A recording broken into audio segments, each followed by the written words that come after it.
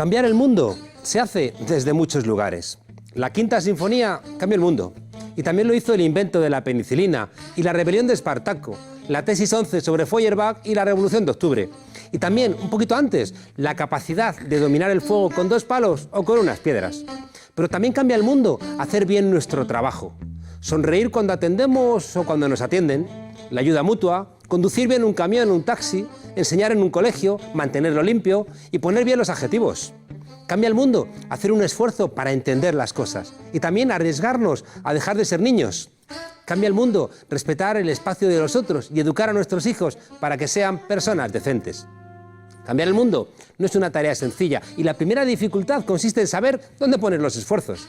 Conviene escuchar la vocación, ese evocar, esa voz que viene de dentro. Cuidado, hay gente que no quiere cambiar el mundo, sino que quiere robárselo. Así que una tarea para cambiar el mundo consiste también en romperle los planes a los que quieren robarse el mundo. Los partidos son estupendos, sobre todo cuando están prohibidos. Eso los hace envidiables, éticamente insuperables, aunque la supervivencia de sus militantes no sea tan sencilla. El PC brilló en la clandestinidad. Cuando los partidos pasan a ser un asunto de la cotidianidad, ¡ay!, ya no son tan luminosos. Se convierten en un modus vivendi. Prima más la defensa corporativa que la verdad. Se sacrifica la democracia interna por la eficacia dictada por las cúpulas y se termina pensando de manera que molestes al menor número posible de gente, porque lo que buscas es que te voten. En el siglo XXI solamente serán interesantes los partidos que quieran ser enteros. Y para eso tendrán que esforzarse por ser poco partidos. Los mentirosos, los aprovechados, los que quieren forrarse o los psicópatas con afanes megalómanos amenazarán siempre a la política. Y la única vacuna es que la ciudadanía le preste un poquito de atención a lo que pasa de la puerta de su casa hacia afuera. Participar es trabajar de más, ya, y cansa, ya. Pero se lo pones infinitamente más difícil a los que nos pueden arruinar la alegría. La unidad reclama generosidad y rigor. Dios escribe recto, con renglones torcidos. Bienvenidos, desobedientes.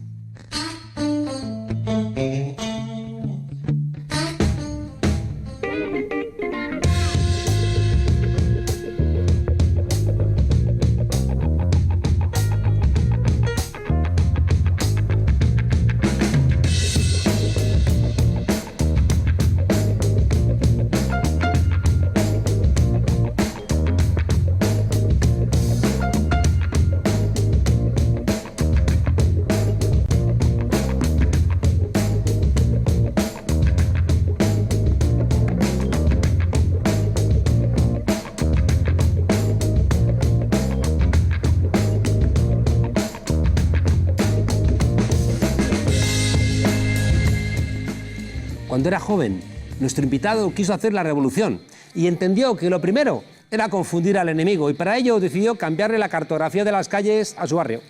Marx iba a ser un principiante. Tuvo varias reuniones con un amigo que tenía mucho tiempo libre porque tenía poliomielitis y mala leche y le habían regalado un aparato donde le dabas vuelta a una rueda que tenía un alfabeto y salían nombres troquelados. Además, en una tira adhesiva. Tras muchas reuniones en un sótano, desde donde se veía el mal cotidiano, desecharon la idea porque necesitaban una máquina enorme y solo las vendían en Alemania. Aquella rueda de letras que producía palabras le cautivó y entonces apuntó a un taller literario de izquierdas, pero cuando llegó se habían hecho de derechas porque era 18 de Brumario o martes. Decidió quedarse convencido de que aquello había sido un golpe de suerte, porque para escribir de izquierdas pues tenías que ser de derechas. Pero la mala suerte no le abandonó porque aquella conversión era solo una tapadera. Como la revolución no cuajaba, pues buscó otros rumbos que le llevaban casi siempre al mismo sótano. Yo juraría haberle visto un día en una librería, después de mirar escondido detrás de un estante a todos lados, cómo cambió de lugar sus propios libros, alejándolos de narrativa en español. A unos los puso en la zona de autoayuda, otros en la sección de manuales de geometría fractal y otros en la sección del gato de Schrödinger. Poco después falleció Hawkins, pero nadie ha relacionado los hechos. Un día miró a un presidente desde abajo y poco después tuvo que depilarse las cejas, en verdad solo una. Hay ahora mismo una serie alemana que tiene lugar en Berlín. El mundo se desdobla en dos, no se sabe por qué. Y en uno de los lados hay muchos asesinos a sueldo que van al otro lado a matar la asistencia burocrática de su propio yo. Aunque al final siempre les da un poquito de pena. Nuestro invitado hoy está allí buscando la máquina grande de troquelar para cambiar los nombres de las calles. Pero su otro yo está aquí esta noche en la frontera, Buenas noches y bienvenido, Juan José Millás. Buenas noches, Juan Carlos. Bien hallado. Que nadie duerma. Dicen que dormir es de perdedores. Ah, sí. Sí, lo dicen. Entonces yo tengo un éxito bárbaro porque padezco insomnio desde hace mucho tiempo. No, yo creo que dormir está bien porque además es que no dormir es muy desquiciante. ¿Sabes qué pasa? Que dicen que, utilizando a Marx, que había dos espacios que el capitalismo no había llegado. Uno era el campo, y por ese famoso cuadro donde hay una fábrica con luces de candiles, ¿no? Entrar en la naturaleza era complicado porque venía la noche, ¿no? Y la noche era precisamente el otro elemento donde no podían construirlo, pero ahora ya la noche es un ámbito del capital igual que el campo. Bueno, un ámbito del capital no es todo. Quiero decir que esto es... lo que pasa es que no vemos del mismo modo que los peces no ven en agua, ¿no? Pero vivimos esa en la atmósfera en la que vivimos. Igual has escuchado las expresiones a 24/7. Son 24 horas, 7 días a la semana, ¿no? Como diciendo... Sí, sí, sí. Pero en fin, es lo que nos ha tocado vivir. Para la gente de mi edad es un final de fiesta espantoso, porque claro, nosotros hubo un momento en que pareció que el mundo estaba acabado, ¿no? Y en fin, no, la verdad es que a veces yo pienso que valía la pena haberse muerto un poco antes de 2008, ¿no? Ya. Porque claro, 2008, esta mañana me decía una periodista en casa, me decía que si habíamos superado la crisis, y yo digo, es que seguimos llamando crisis a lo que es un cambio de modelo. Ha cambiado de modelo, esto, claro. ¿No? Las crisis se pasan, tardan más o menos, pero se pasan. Pero aquí hay un cambio de modelo absolutamente consciente, cuyo espejo es Latinoamérica. Nos estamos latinoamericanizando, ¿no? En sociedades donde hay una clase alta, riquísima, exageradamente rica, muy pequeña, una clase media enfraquecida y siempre con la amenaza de ser miedo, lanzada, ¿no? ¿verdad? Y esto es un cambio de modelo consciente y que se puede hacer porque no hay nada enfrente que lo impida. Sobre todo, no es que no haya fuerzas políticas que lo impidan, es que ni siquiera hay discurso, ¿no? Que lo impida. Yo creo que si fuéramos malos seguramente no hubiéramos sobrevivido históricamente porque nos habíamos destrozado. Entonces, si no somos malos y hay tantas cosas rotas, ¿qué pasa? ¿Que somos tontos? Bueno, la historia del ser humano es muy complicada, ¿eh? Y el ser humano es un bicho que sobrevive a todo, ¿no? Yo acabo de leer un libro muy interesante de un antropólogo judío que está haciendo Harari, que está haciendo un bestseller mundial, ¿no? Además, es curioso porque un libro de una historia del mundo, una historia que lleva 10 millones de ejemplares vendidos en todo el mundo, pero es que explica muy bien de dónde venimos, ¿no? Porque a veces parece que venimos de antes de ayer, ¿no? Venimos venimos del canibalismo, ¿no? Y ha costado mucho construirnos.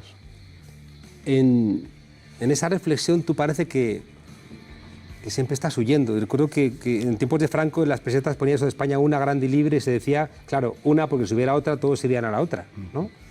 Tú parece que estás siempre queriéndote ir a otro lado. Sí. Pues no sé. Bueno, yo de pequeño yo pensaba que lo más que se podía hacer en la vida era extranjero, ¿no? Era un sentimiento muy general, no era solo mío, ¿no? Y de manera que sí pensé en irme seriamente, pero no me fui, me quedé, pero me voy de otro modo, ¿no? Me voy escribiendo, me voy con la fantasía, me voy con la imaginación, ¿no? Que es un modo también de no estar. A veces tengo la sensación de que eres puricultor de ti mismo, ¿no? Estás como cuidando al niño que fuiste, como si allí hubiera ocurrido algo que tienes que resguardar de las amenazas de fuera. Bueno, lo que ocurre en la infancia pues marca mucho para el resto de la vida, ¿no? Pero yo creo que esa etapa la tengo elaborada Escribir te ayuda mucho a elaborar estas cosas, ¿no? Yo escribí una novela autobiográfica que se titulaba El Mundo, y yo creo que Yo he de reconocer que es casi lo que más me gusta. Sí, pues eso me sirvió mucho para olvidarme de ese niño, ¿no? A mí la expresión esa del niño que llevamos dentro me parece un poco cursi, sobre todo, ¿no? Lo que pasa es que a medida que uno se hace mayor, regresa en cierto modo a esas etapas, ¿no? Hay los diarios de Cheever, que es una lectura fantástica, empiezan diciendo, porque son diarios de madurez, empiezan diciendo: en la madurez hay misterio, hay confusión. Es una frase magnífica, pero es una frase que se podría decir de la adolescencia o de la infancia también, ¿no? Un diario de un adolescente podría empezar de este modo, podría empezar diciendo: en la adolescencia hay misterio, hay confusión, ¿no? Y en ese sentido... Es una frase como para ganársela a alguien en una timba. Sí, ¿verdad? Para ponérsela a una novela. En ese sentido, el viejo y el niño, el viejo y el adolescente tienen muchos rasgos comunes, ¿no? A medida que te vas haciendo mayor, en alguna medida te vas haciendo adolescente y niño también. Estaba pensando que ahora los abuelos están en la calle porque creen que les han robado. Y a veces he tenido la sensación leyéndote que te habían robado el mes de abril, el de mayo, el de junio, el de julio, el de agosto, ¿no? Como que hay alguien que te ha usurpado cosas. Mira, que te enfadas. A nosotros nos robaron muchas cosas. Date cuenta que cuando murió Franco yo ya tenía 30 años. Pero observada con perspectiva nuestra vida, hemos sido afortunados porque al final hemos podido trabajar en cosas que nos interesaban, hemos podido construirnos una vida, tenemos una casa, esto que me parece tan mal al gobernador del Banco de España, ¿no? Y sin embargo, si piensas en el futuro de los que nos van a seguir, es un futuro que no está nada claro, ¿no? Es decir, que visto con perspectiva, nosotros hemos vivido unos momentos de muchísima excitación intelectual y política, en los años que siguieron a la muerte de Franco. Esos años fueron, tanto en lo profesional como en lo personal, muy excitantes porque todos los días conquistábamos algo, ¿no? Luego, por otra parte, nosotros éramos chicos de barrio y eso quiere decir que teníamos muchos recursos. Me consta. El barrio te daba... Claro, pero sin embargo a nuestros hijos los hemos educado en la bondad. Nuestros hijos son bondadosos, son gente buena y en ese sentido son gente con menos recursos que nosotros, porque el barrio te da muchísimas armas, te da muchísimas salidas, muchísimas picardías, ¿no? Y por eso te digo que, pese a que nosotros nos quitaron muchas cosas, porque nacimos en una España deprimida, fíjate tú, una España, yo nací en el 46, fíjate tú, una España de los años 50. Además, yo me trasladé con 6 años de Valencia a Madrid y fue un cambio de paisaje atroz, ¿no? En aquel momento la prosperidad era... Claro, fue un cambio del Mediterráneo, de la luz, de la playa, del mar, a una ciudad mesetaria donde hacía un frío espantoso y nos fuimos a vivir a la prosperidad, a calle Canillas, que era un barrio, era un suburbio, o sea, yo digo que en mi calle terminaba la realidad y es verdad, porque más allá no había nada, ¿no? Y vemos hoy la Prospe. Sí, ahí está en Mercado. Sí, ahora es un barrio, siempre fue un barrio con mucho carácter, En Wyoming vivía también, hay mucha gente que vivía en este... ¿Y el Rocola? En este barrio, en Rocola, sí. Mira, está en la calle de Canillas, efectivamente.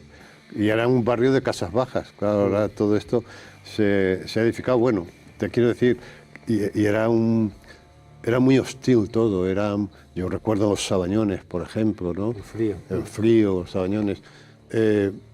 Pero insisto en que, observado con perspectiva, luego hemos tenido la oportunidad de crecer y de hacernos, ¿no? Yo no estoy seguro de que nuestros hijos tengan esa oportunidad, ¿no? Hay un elemento de optimismo y es que, como doy clase a gente joven, esta mañana he estado en la Rey Juan Carlos con una charla había 300 estudiantes, ¿no? Que han estado ahí aguantando estoicamente 3 horas de charla, porque yo creo que ellos identifican cuando les están engañando y cuando no les están engañando. Y esos muchachos, que es verdad que llegan entre algodones, ¿no? Tienen una capacidad de aprender que yo creo que no teníamos nosotros. Creo que tienen, es verdad, no tienen esas escamas, ¿no? Esas cicatrices de los que han tenido barrio, ¿no? Y se han tenido que hacer el patinete con los rodamientos aquellos, ¿no? Y se han caído y se han hecho daño en las rodillas, pero creo que tienen una capacidad de entender el mundo que a mí me sorprende, me hace ser optimista. De entenderlo y de cambiarlo. ¿Tú crees que tienen esa capacidad sí, también? Sí, porque tienen el umbral de intolerancia, lo tienen más bajo que nosotros. Sí, yo no estoy seguro, no sé, ojalá, porque fíjate, el 15M fue un movimiento, yo fui muchas veces por allí, entre otras cosas porque hice cosas para la radio, y era gente excesivamente bondadosa. Cuando se da esa imagen del 15M, de radicales, no, eran socialdemócratas, eran hijos de las clases medias y de las clases trabajadoras que habían podido en los últimos años meterse en una hipoteca, comprarse un piso modesto, tal, y se ven patear la escalera, ¿no? Cuando estaban subiendo. Y aquello lo asumió el sistema y desapareció. Quiero decir, del 15M queda muy poco. Entonces yo veo, cuando veo a estos jóvenes en la universidad, pienso, ¿cómo piensan en su futuro? Tú lo sabes mejor que yo, ¿no? ¿Cómo piensan en su futuro? Pues yo les veo, te digo, les veo con reclamaciones que todavía es verdad que no saben cómo las van a construir, claro, pero las tienen. No quieren tener unos trabajos como los de sus padres, es decir, que reclaman, ¿no?, una mayor dignidad laboral, no están dispuestos, ¿no?, a aguantar determinadas cuestiones. Son menos tolerantes con la opresión. ¿Y cómo van a vehicular claro, eso está abierto. Todo eso? Claro, eso está abierto. Pero de momento en España, también, o sea, ¿quién nos hubiera dicho hace 5 años que íbamos a ver a la infanta en el banquillo, a Urdangarín a punto de entrar en la cárcel? Bueno, es que a la infanta la hemos visto en el banquillo porque había serios indicios de que había delinquido. Urdangarín, quiero decir que lo escandaloso sería... Como si hubiera sido la primera vez que los Borbones en la historia de España han tenido comportamientos reprobables. Bueno, escandaloso habría sido lo contrario. Si ha habido comportamientos, es verdad que la monarquía se ha protegido mucho, en fin, durante los años de la transición, pero se protegió todo mucho porque hubo un pacto. Quiero decir, mucha gente que debería haber ido a la cárcel no fue, ¿no? Porque hubo un pacto. Yo en aquella época, tú sabes que había 2 posiciones, que era había 2 posiciones, a ver si me vienen ahora los términos que usábamos, ¿no? Era, en fin, el cambio... La ruptura y la reforma, ¿no? La ruptura y la reforma, no me venía, ¿no? Yo era partidario de la ruptura. Bueno, se hizo la reforma y seguramente, visto con perspectiva, no se pudo hacer de otro modo. Bueno, pero en fin, esos años pasaron. Hablaba Vázquez Montalbán. La situación de la monarquía en estos momentos no es la de la monarquía del 23F, de los años posteriores, porque ellos saben que se tienen que ganar el puesto cada día. Es decir, que a mí no me parece que eso sea un gran cambio. Me parece que lo escandaloso habría sido porque ahora hay sistemas de control, ahora ya no están tan protegidos, tampoco hay esa complicidad, porque no se piensa que necesariamente la monarquía sea un elemento estabilizador, pero en su momento lo fue, ¿no? En fin. Yo me atrevería a decir que creo que los jóvenes tienen menos miedo que sus padres y que sus abuelos, y eso me parece que es positivo. Tienen menos interiorizado, ¿no? No, ese castigo y ese miedo. Menos miedo seguro. Menos miedo seguro eso porque no es poco, nosotros hemos nacido en una atmósfera de miedo y hemos crecido en una atmósfera de miedo y hemos ido a colegios donde nos metían miedo y el miedo estaba... Pero también había anticuerpos que nos defendían de ese miedo, ¿no? Hay algo que lo planteas en tu última novela, en que nadie duerma, ¿no? que me recordaba algo que plantea Boaventura de Sousa Santos, que dice que nos están condenando al presente, ¿no? Porque en el pasado no hay nada interesante, porque el pasado es algo que pertenece a un mundo sobrepasado, ¿no?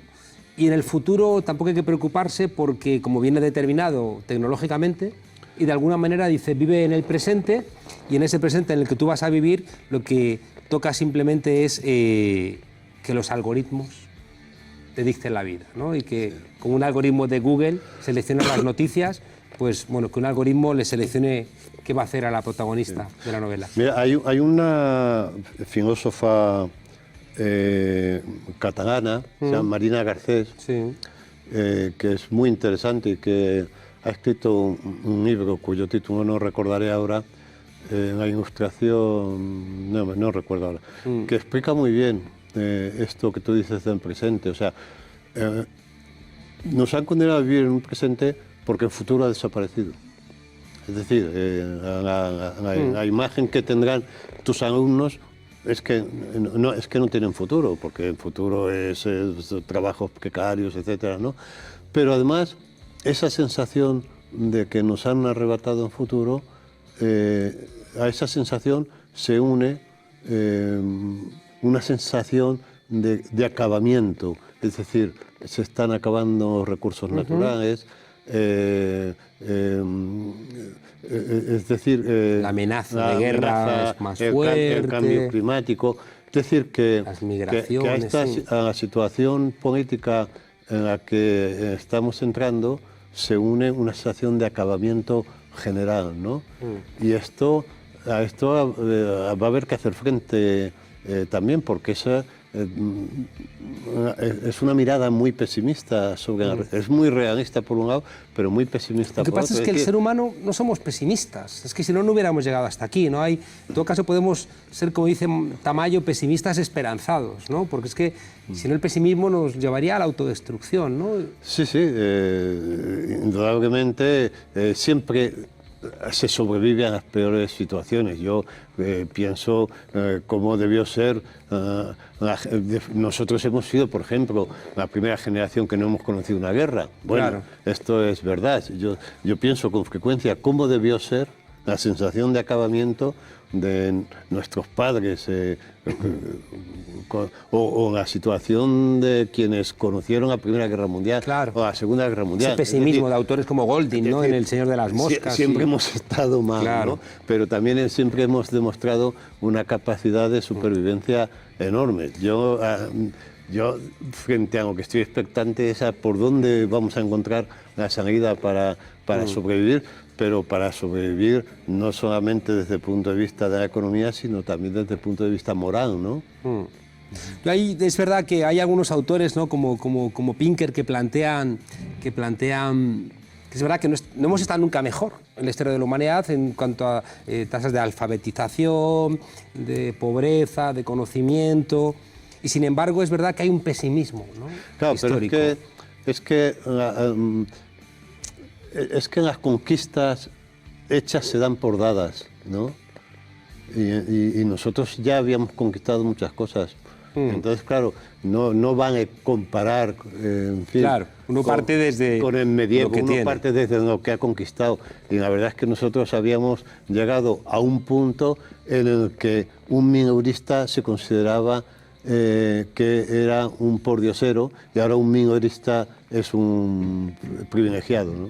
Claro, es verdad que por eso es tan importante la memoria, ¿no? Es muy fascinante ver, por ejemplo, cómo en México está desapareciendo la historia de los currículum de los colegios, ¿no? Y de manera que lo que te pasa no lo puedes comparar, ¿no? Y eso de alguna manera te deja. Y decías antes, perdona, que hablabas antes de los algoritmos. Pues supongo que te has sugerido que mi personaje... bueno, ahora mismo las grandes decisiones las toman los algoritmos. Acaba de aparecer un libro muy interesante en Capitán Swing que se llama... del Big Data, ¿no? Sí, las matemáticas como arma de destrucción masiva, ¿no? Que es de una matemática americana, se llama Cat O'Neill, y es un libro interesantísimo porque primero explica muy bien lo que es un algoritmo, que en general no se sabe, porque el término este, hasta antes de ayer, era un término de la jerga matemática, de la jerga aritmética, y de repente ha saltado a la vida cotidiana. Claro. Todo el mundo habla de algoritmos. Bueno, explica muy bien cómo el algoritmo, por un lado, representa la realidad, pero por otro lado la empeora, porque el que hace el algoritmo proyecta todos sus prejuicios en él, ¿no? Esta mañana le decía a los estudiantes de la Carlos III, como vea a alguien vendiendo libros de Rosa Luxemburgo y Lenin en la puerta, les pateo el trasero. Creo que estáis leyendo libros de Big Data, de robotización de la economía. También tenéis que leer a Lenin, ¿no? Y también tenéis que leer a Rosa Luxemburgo, pero cuidado porque es que nos están organizando el mundo, ¿no? Bueno, con esta sobreabundancia de información que está también detrás en tu novela, ¿no? Es decir, que tu novela también viene a cuento por esto. Es una informática que sufre la crisis, recibe una indemnización y tiene que buscarse la vida y de repente dice, bueno, pues un taxi puede ser una buena solución e interactúa, ¿no? Obtiene información que la tiene también Mark Zuckerberg. Bueno, efectivamente el taxi es una profesión de aluvión, porque va mucha gente que ha perdido el trabajo, ¿no? Y el taxista lo que hace en realidad es comprar un puesto de trabajo. Cuando compra la licencia se hipoteca para comprar un puesto de trabajo. Y lo que pasa es que desde el taxi era relativamente fácil dar una perspectiva de la realidad, ¿no? En una gran ciudad como Madrid. Madrid es una de las protagonistas del libro, ¿no? Y entonces desde esta mujer, que es una mujer yo creo que muy potente, ¿no? Se nos va dando una visión del mundo en el que vivimos, ¿no? A través de los pasajeros que entran, a través de la propia ciudad. Me ha llamado la atención el estilo. Me ha recordado al primer Eduardo Mendoza del Misterio de la Cripta Embrujada.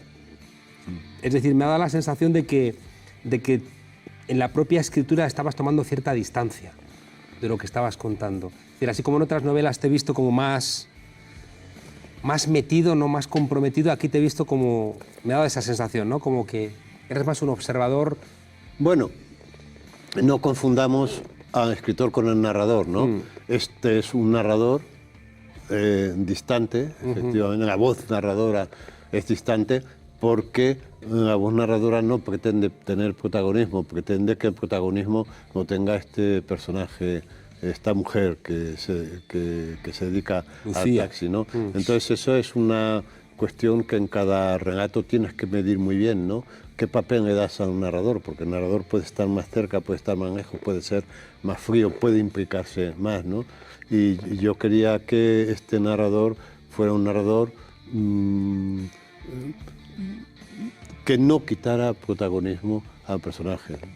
Me ha llamado la atención, me acabo de acordar ahora que un elemento determinante de la novela es algo que pasa detrás de un tabique, ¿no? Siempre detrás de lo que los demás no ven. Por eso tu lugar es aquí en la frontera. Es que la frontera es donde pasan las cosas, ¿no?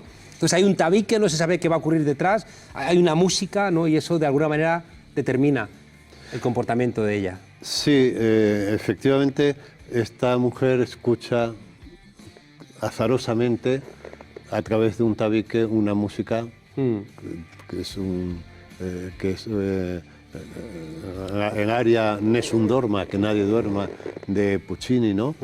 Y ella es una mujer a la que no le gusta la ópera, es más, la ópera me pone nerviosa, pero sin embargo cuando la escucha a través de un tabique me gusta. Bueno, este es un dato autobiográfico, yo lo he proyectado sobre este personaje porque a mí me ocurre esto, ¿no? A mí no me gusta la ópera, pero cuando la pone mi vecino, que es muy aficionado a la ópera, me llega al tuétano, ¿no? Y esto es muy misterioso, porque hay cosas que nos tienen que llegar de otra instancia para que nos conmuevan. A mí no me gusta mucho el son y cuando mi vecino pone Despacito lo asesinaría. Bueno, yo en general a mí la música me tiene que coger a traición, ¿no? Es decir, si yo llego a la cocina, pongo la radio y en ese momento está cantando Chavela Vargas, me muero. Ahora, llego a mi estudio y digo, voy a entrar en YouTube y voy a poner una canción de Chavela Vargas. Pues ayer escuché en la radio, estaba cantando Chavela Vargas, qué canción era fantástica, no me acuerdo. me morí. Esto es para mí. La voy a poner. Si la pongo yo a los 2 minutos la quito porque me pongo nervioso. Necesito que venga de otro sitio. Es como que no te puedes hacer cosquillas a ti mismo. Algo así, sí. Está bien visto. Oye, me ha preguntado una amiga que dile que le ha hecho a Millás la palabra antonomasia. ¿A ti qué te ha hecho la palabra antonomasia? No, es que es una palabra que en una época de la radio y también la utilizaba mucho como broma, ¿no? Decía, esto es por antonomasia. Por antonomasia. Pero entre paréntesis solo poner significa lo que signifique antonomasia, porque tú haces una encuesta, es una palabra que se usa mucho, pero si tú haces una encuesta entre tus alumnos, hazlo mañana, preguntan, ¿qué significa antonomasia? Verás que muy pocos saben lo que... Pueden decir cualquier barbaridad. Oye, ¿hay palabras que tienen que salir urgentemente ya del diccionario de la Real Academia? Pues no, la verdad es que yo no me dedico, no sé, seguramente salir, no, yo creo que tendrán que entrar, pero salir ¿cuál, al ostracismo? ¿Cuál, por ejemplo? No, seguramente las que tienen que salir ya no se usan. Hay algunos que plantean definiciones, ¿no? Bueno, Jueza, mujer del juez, y oiga, no me jodas. Bueno, no, claro, naturalmente ese tipo de cosas yo creo que se van corrigiendo, afortunadamente, ¿no? Tengo un compañero, Juanjo, historiador Pablo Sánchez León, que estudió la evolución de la definición de la palabra pueblo en los últimos diccionarios del siglo XVIII, XIX y XX. Era fascinante, ¿no? Claro, porque va cambiando. Claro. Y en esas definiciones, ¿no? Como también vas viendo cuál es la realidad política del país. Bueno, es que el significado se desliza por debajo del significante, ¿no? Por debajo de... Claro. Y esto pasa con todas... Y claro, hay palabras cuyo significado hace 100 años era uno y hoy es otro completamente distinto. No sé si has escuchado que ha habido un grupo de mujeres. Estoy preocupado porque con la ley Mordaza, como todo es terrorismo, pues están en riesgo, ¿no? Y bueno, han pedido la disolución de la Real Academia. Vamos a escucharlas. Como señoras de bien que somos, como lectoras, escritoras y mujeres que no se callan, queremos informar al pueblo español que estamos hasta el coño de que los diccionarios nos insulten, las enciclopedias no nos nombren, de los cipotudos de todos los domingos y de los señores que se aferran a los sillones en general. Hace ya 3 siglos que la RAE nos viene ninguneando, malnombrando, silenciando. Bajo ese lema suyo de limpiar y dar buen brillo al idioma, se ha justificado el empeño de tenernos a nosotras haciendo lo mismo, pero con los muebles. Y hasta aquí hemos llegado. Porque muchas de las compañeras de la lucha, por decir lo que nos da la gana, se han quedado fuera de esta sacrosanta institución. No conocía esto. ¿Esto es una broma vuestra o...? No, esto... Dios nos libre. No les señales. No, es que no había visto. No tiene... Ay, han colgado las redes. Tiene gracia. Quejándose porque dicen que los sillones de la Academia son hombres viejos, mayores, blancos, cipotudos. Bueno, que sean viejos, bueno, esto ya sabes que en la juventud se arregla con el tiempo, ¿no? Pero yo creo que la Academia sí está haciendo, está haciendo un esfuerzo porque claro, la situación de machismo en la Academia ha sido de tan calibre que es que hasta hace nada no había ninguna mujer, ¿no? Hasta hace poco, ¿no? Y el caso de María Moliner es sangrante, que María Moliner no entrara en la Academia. En ese diccionario tan espectacular, ¿no? Con esa obra, que es una obra monumental. Y entonces, como tantas instituciones, pues, en fin, están intentando arreglarlo lo mejor que pueden, pero claro, no se mueren al ritmo que deberían para ser sustituidos por mujeres, ¿no? Valle Inclán no tenía una gran opinión de los académicos de la lengua. Decía, esos cabrones de la Academia, decía. Ya, sí. Oye, Valle Inclán, si escribiera Luces de Bohemia hoy, yo creo que lo encarcelarían, ¿no? Pues seguramente porque... Citaba Maura, en este a Benito Pérez Galdós y tal, citaba autores que dirían... En este retroceso que decíamos, del que hablábamos antes, ¿no? de la pérdida de derechos que teníamos ya consolidados, una de las cosas en las que estamos retrocediendo es la libertad de expresión. ¿Tú como escritor, cuando te sientas a escribir, tienes alguna prudencia? Yo no, francamente, o creo que no, porque claro, de la censura se va muy fácil hacia la autocensura. Quiero decir que desde la censura hacia la autocensura de modo inconsciente. Yo, desde luego, no soy consciente de... Tampoco cuando escribes en prensa. Tampoco cuando escribo en prensa, ¿no? Pero ¿no sería raro que mucha gente empezara a pensar, bueno, ¿para qué me voy a meter en este lío? Yo te aseguro que a mí me lo dicen. Oye, he visto un chico que han ido a detener... Por decir los borbones a los tiburones. Pues, bueno, pero es que creo... No sé han ido a si es detener verdad, a su casa. Creo que se han presentado 6 coches de la policía, lo han esposado. Claro, esto es escandaloso, claro. Es un retroceso enorme. Entonces, quiero decir, es posible, o sea, la censura más eficaz es la autocensura, porque ahí ya no tienes que hacer nada. Entonces es posible que en un momento determinado uno vaya a escribir y diga, cuidado, pero ya digo que ni siquiera tiene por qué ser un mecanismo consciente. Yo, desde luego, no soy consciente de llevar cuidado, ¿no? Oye, ese tránsito entre la literatura y el periodismo y la literatura... A mí me gusta mucho porque son 2 territorios que se complementan, ¿no? Y yo voy de uno a otro con mucha comodidad y además cada uno enriquece al otro. Es decir, que yo los hallazgos de mi periodismo los llevo a mi literatura y los de mi literatura a mi periodismo. Yo lo que no soportaría es dedicarme a una cosa nada más. Es decir, si yo me levantara de la cama y lo único que tuviera que hacer es escribir la novela que tengo entre manos, me volvería a meter en la cama, porque el día es muy largo. Y yo, cuando estoy trabajando en una novela, puedo trabajar en ella 2, 3 horas, pero luego me canso y no tengo que dejar ya para el día siguiente. ¿Y qué haces el resto del día, no?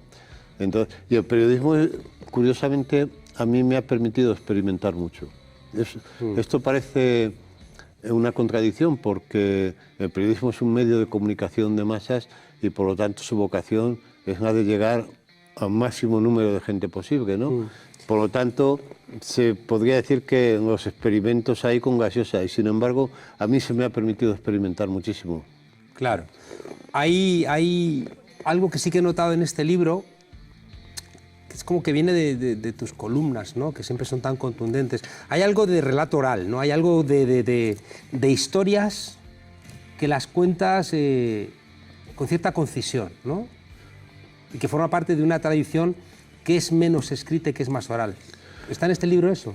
Bueno, aquí lo que hay en este libro, que yo creo que es lo que tú has percibido, es que hay una especie de diálogo entre la novela y el cuento, ¿no?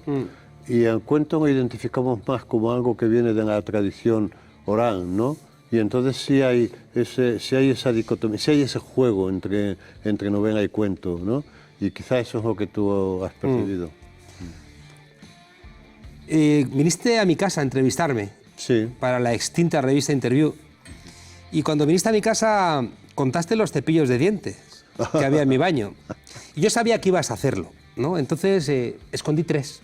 Pero luego yo estaba convencido de que... más gente de la que yo estaba convencido de que tú ibas a saber que yo sabía que tú lo sabías y que iba a esconderlos. Y entonces lo que hice fue, compré 3 más y los coloqué para despistarte.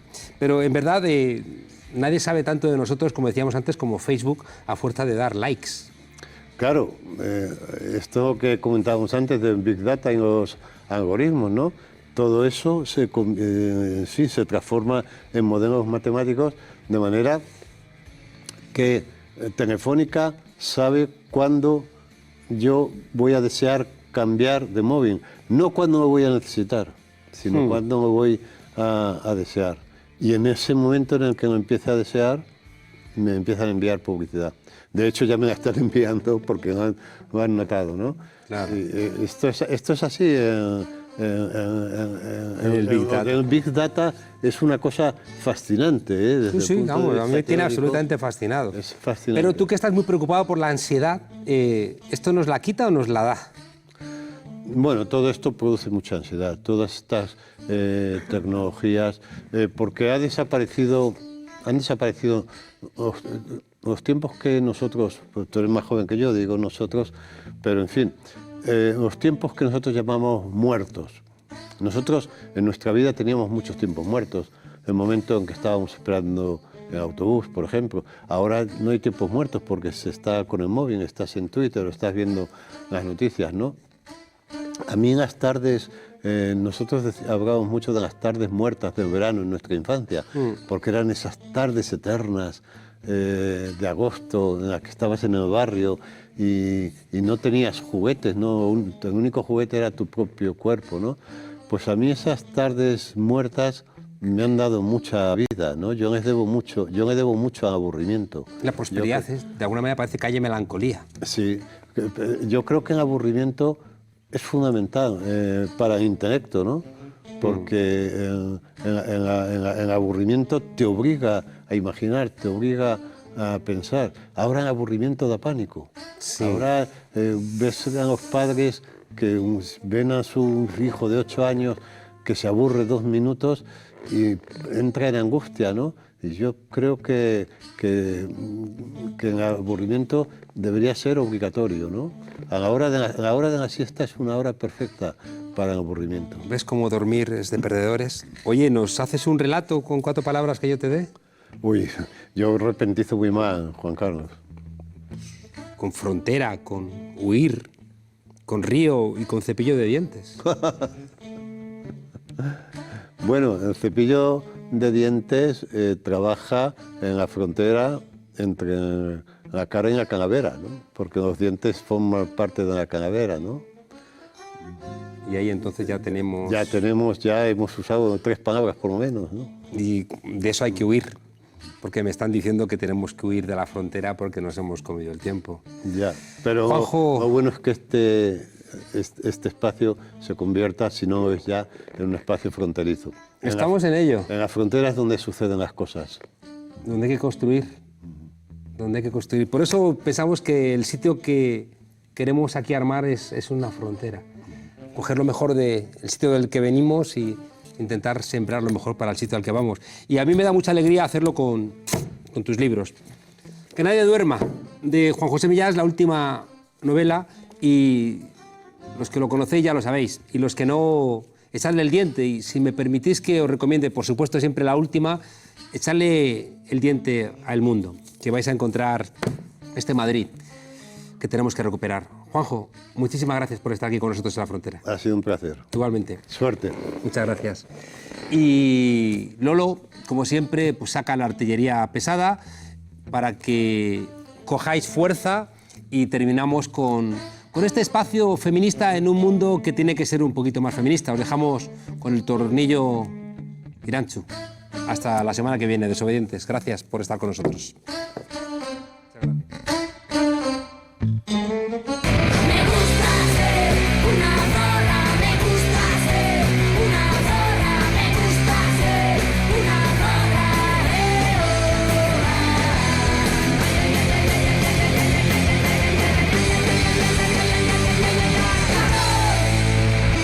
Bienvenidas al Tornillo, el microespacio feminista en la frontera. Hoy vamos a hablar de la pluma. Según la RAE, pluma es afeminamiento en el habla o los gestos de un varón. Vamos, que así la RAE reconoce que hay hombres afeminados, que son los que tienen pluma, y de paso invisibiliza que haya mujeres con pluma. ¿Pero qué es esto de la pluma? En la sociedad heteropatriarcal en la que vivimos, se considera un hombre con pluma a un hombre que no se comporta como un hombre. Es decir, un hombre que no parece un hombre. Vamos, un marica. Y en la sociedad heteropatriarcal en la que vivimos, aunque no lo diga la RAE, una mujer con pluma es una mujer que no se comporta como una mujer. Vamos, una boyera. Esta idea implica 2 asunciones heteropatriarcales, pero de manual. Una, que hay una manera normal de ser un hombre y de ser una mujer. Y otra, que confundimos la expresión de género con la orientación sexual. Y diréis, ¿pero esta en qué lío se está metiendo? Pues es que esto tiene unas funciones bastante claras, que son imponer un modelo de masculinidad y de feminidad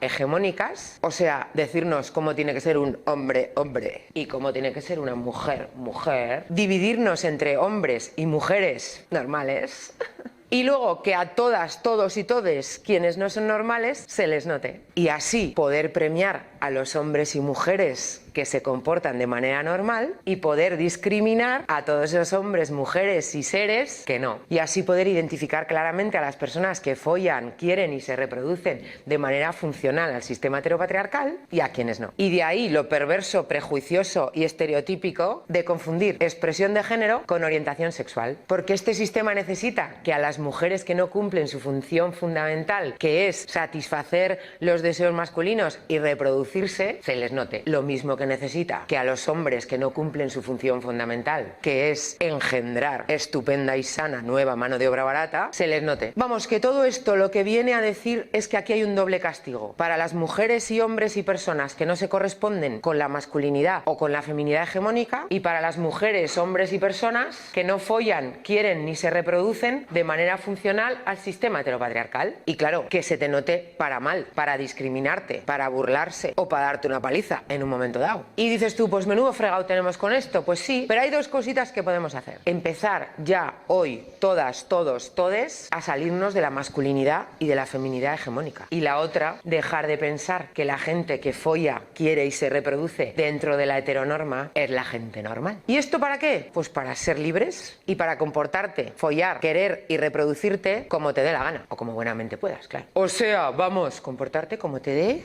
la gana.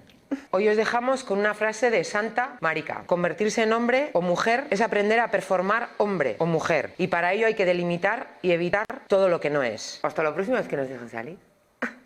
Me gusta ser una